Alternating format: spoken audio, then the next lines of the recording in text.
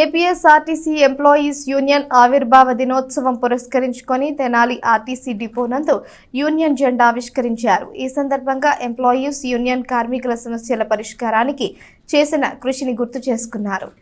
Tenali RTC bus డిపోలో employees union ఆవిర్భావ దినోత్సవ వేడుకలను ఘనంగా జరిపారు.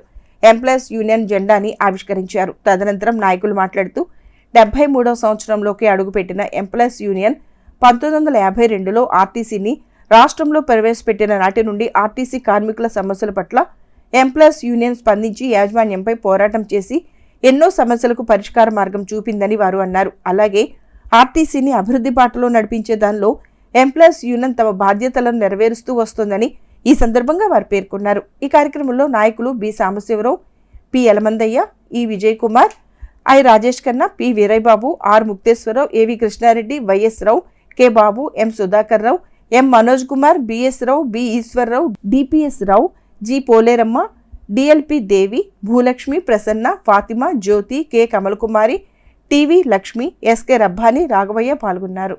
ఏపీపీటీడీ ఎంప్లాయీస్ యూనియన్ ఆవిర్భవించి 72 సంవత్సరాల నుండి 73 సంవత్సరంలో అడుగు పెడుతున్న సందర్భంగా ఈరోజు రాష్ట్ర వ్యాప్తంగా అన్ని డిపోల్లో ఎంప్లాయీస్ యూనియన్ ఆవిర్భావ దినోత్సవం ఘనంగా జరుగుతున్నాయి. ఆ సందర్భంగా తెనాలి డిపోలో కూడా ఉత్సవాలు జరుపుకుంటూ జెండా వందన కార్యక్రమం జరిగింది.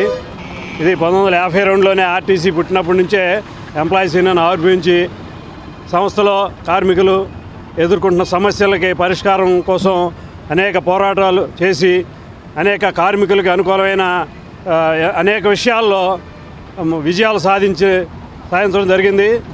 2020లో ఆర్టీసీ గవర్నమెంట్లో విలీనమైన తర్వాత కూడా కొత్త రకమైన సమస్యలు ఉద్భవించినాయి. ఇవి సంస్థ ఆర్టీసీలో కలిసినా కూడా ఇది పోరాటం అయితే పోరాటం చేసే విధానం మారింది, కానీ పోరాటం చేయాల్సిన అవసరం అయితే ఇంకా అనేక విషయాల్లో ఉంది. జిల్లా వర్కింగ్ ప్రెసిడెంట్ని, తెనాలి డిపోలో కండక్టర్గా పనిచేస్తూ ఉన్నాను.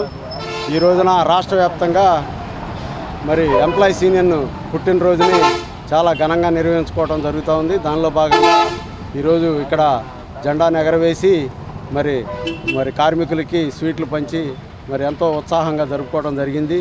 మరి 1952లో ఆర్టీసీ సంస్థ పుట్టినప్పటి నుంచి ఈ రోజు వరకు అంటే 72 సంవత్సరాలు నిరంతరం పోరాటాలు చేస్తూ కార్మిక సమస్యల మీద, అలాగే మరి సంస్థను నిలబడటం కోసం ఎన్నో రకాలమైన ఉద్యమాలు చేసి మరి ఎంప్లాయీస్ యూనియన్ ముందుంది. ఈ రోజున ప్రభుత్వంలో విలీనమైన తర్వాత కూడా ఏపీజేఏసీ అమరావతితో అనుబంధంగా కలిసి పనిచేస్తూ ఎప్పటికప్పుడు కార్మికుల సమస్యలు అలాగే సంస్థ నిలబడటం కోసం ఎన్నో ఉద్యమాలు చేసి ఎన్నో రిప్రజెంటేషన్ల ద్వారా ముందుకెళ్తా ఉన్నాం.